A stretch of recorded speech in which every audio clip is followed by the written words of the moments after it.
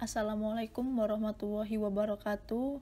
Kami dari kelompok 5 Offering DC, pengantar ilmu ekonomi, akan menjelaskan materi tentang perekonomian sektor publik.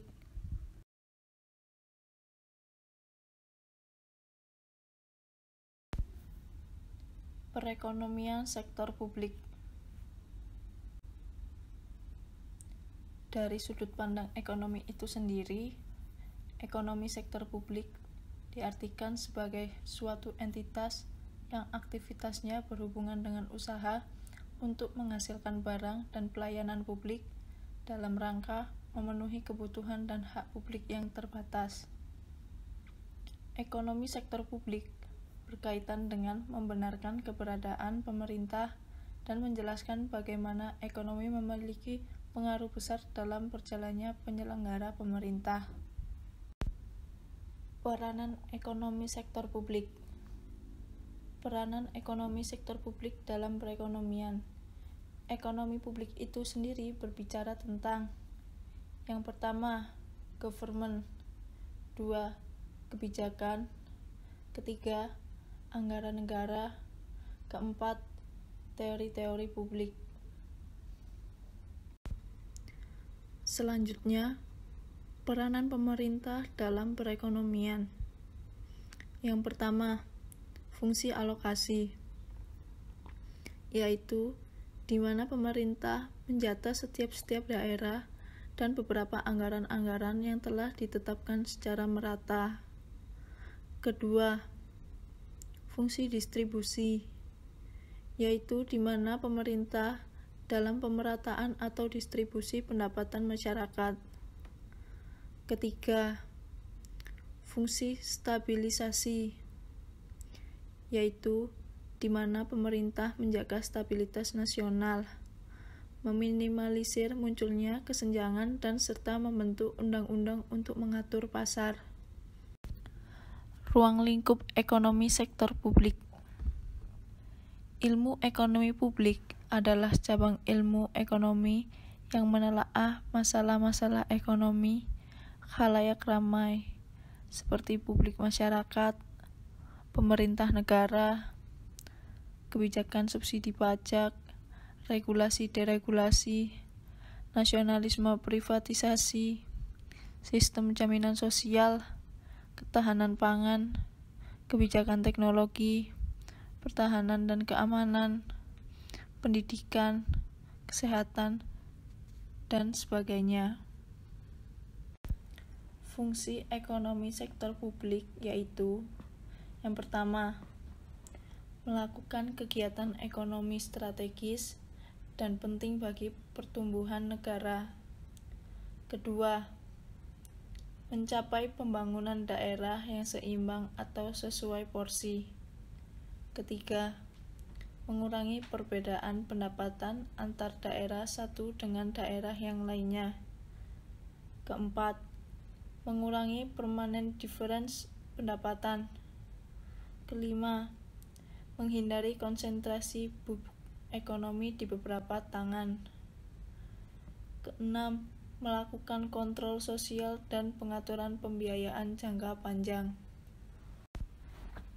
Konsep eksternalitas.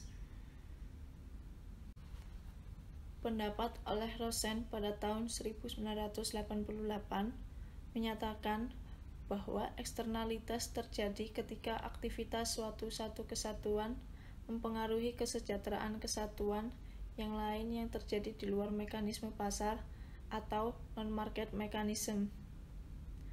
Ketika terjadi eksternalitas, maka pihak ketiga selain pembeli dan penjual suatu barang dipengaruhi oleh produksi dan konsumsinya.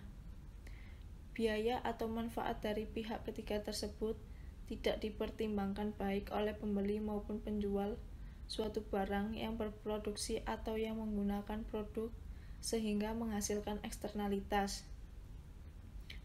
Jadi, secara umum bisa dikatakan bahwa eksternalitas merupakan semua dampak atau pengaruh yang muncul dari sebuah kegiatan, di mana pengaruh tersebut akan berdampak pada pihak lain. Dampak atau pengaruh yang dimaksud adalah bisa berpengaruh positif, negatif, kecil maupun besar. Jenis-jenis eksternalitas yang dapat terjadi dalam interaksi ekonomi.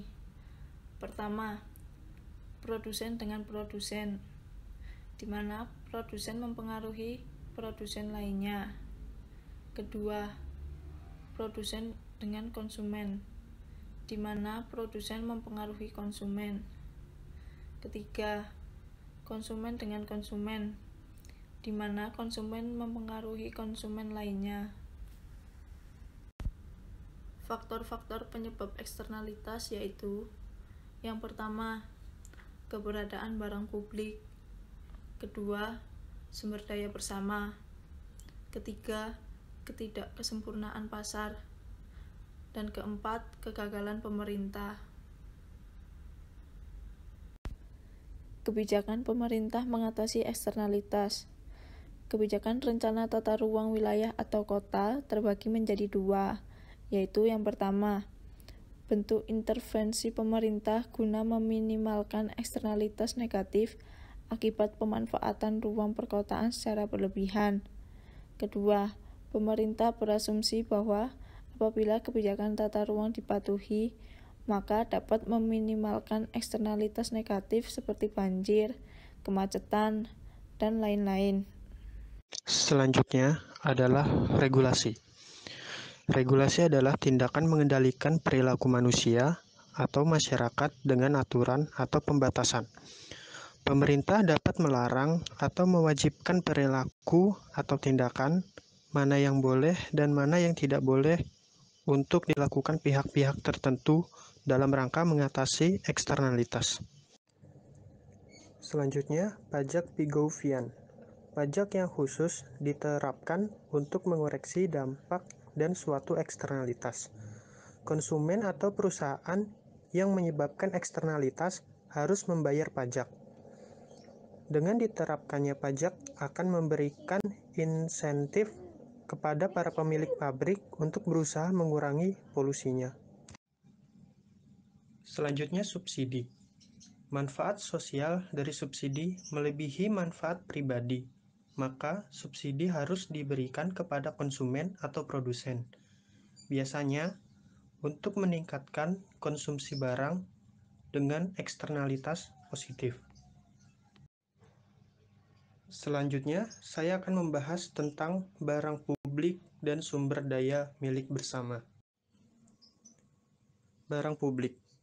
Barang publik merupakan barang yang sifat konsumsinya secara bersama, yang berarti eksistensi barang tersebut dapat dikonsumsi oleh siapapun, atau bersifat publik. Ada dua sifat yang membedakan antara barang privat dan barang publik, yakni yang pertama, rivalry, yaitu sifat barang tersebut apakah ada persaingan penggunaan atau konsumsi atau tidak. Yang kedua, eksklusif. Sifat ini terkait dengan bias tidaknya konsumsi atau barang atau jasa itu dipisahkan penggunaannya. Jenis barang lain. 1. Barang semi publik. Merupakan barang yang dari aspek penggunaannya non-rivalry. Artinya, barang tersebut bisa dinikmati bersama-sama, tetapi biaya pengecualiannya relatif rendah atau tepatnya tidak diperlukan. 2. Barang semi privat. Merupakan barang yang penggunaannya bersifat rivalry. Jadi, ketika dikonsumsi oleh seseorang, maka orang lain tidak dapat mengkonsumsinya. Tetapi, pemanfaatannya tidak bersifat eksklusif. 3. Merit good. Merupakan komoditi atau jasa yang menjadi kebutuhan individu atau masyarakat tanpa berkaitan dengan kemampuan untuk membayar ataupun kemauan untuk membayar. Selanjutnya, optimasi barang publik.